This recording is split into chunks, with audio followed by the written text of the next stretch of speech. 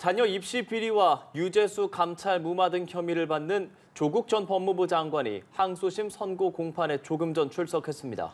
네, 조 전 장관은 1심에서 징역 2년의 실형을 선고받았는데요. 자세한 내용은 서울고등법원에 나가 있는 취재기자 연결해서 알아보도록 하겠습니다. 홍석준 기자.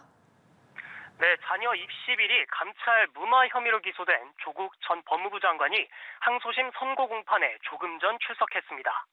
조 전 장관은 선고를 앞두고 심경을 묻는 취재진들의 질문에는 아무런 답을 하지 않고 법원으로 향했습니다. 항소심 선고는 잠시 후 오후 2시 서울고등법원 법정에서 시작하는데요.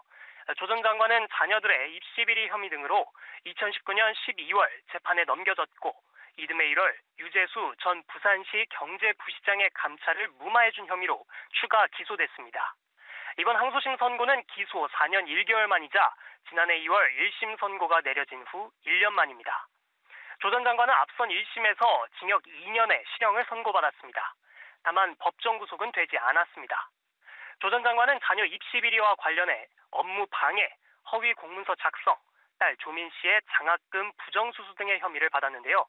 1심에서는 이 혐의 대부분이 유죄로 인정이 됐고 장학금 부정수수 부분의 경우 뇌물로 보지는 않았지만 청탁금지법 위반으로 인정됐습니다. 또 청와대 민정수석으로 재직할 당시 특별감찰반의 권리 행사를 방해한 혐의에 대해서도 유죄 판결을 받았습니다.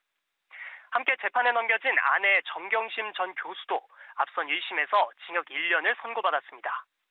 검찰은 항소심에서도 조 전 장관에게 1심 구형량과 동일한 징역 5년을 재판부에 요청한 바 있습니다. 네, 홍 기자, 조 전 장관이 오늘 항소심에서도 실형을 선고받을 경우 법정 구속될 가능성도 거론된다고요.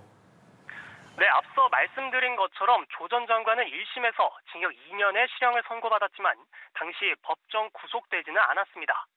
1심 재판부는 도주 등 우려가 없다며 이같이 판단했었는데요. 판결이 나올 당시 정 전 교수가 수감 중이었던 것도 법정 구속되지 않을 수 있었던 이유 중 하나로 분석되기도 합니다. 현재 정 전 교수는 지난해 9월 가석방된 상태입니다. 조 전 장관이 4월 총선 출마 가능성도 시사한 상태라 오늘 선고 결과는 정치권에서도 큰 관심을 보이고 있는 상황입니다.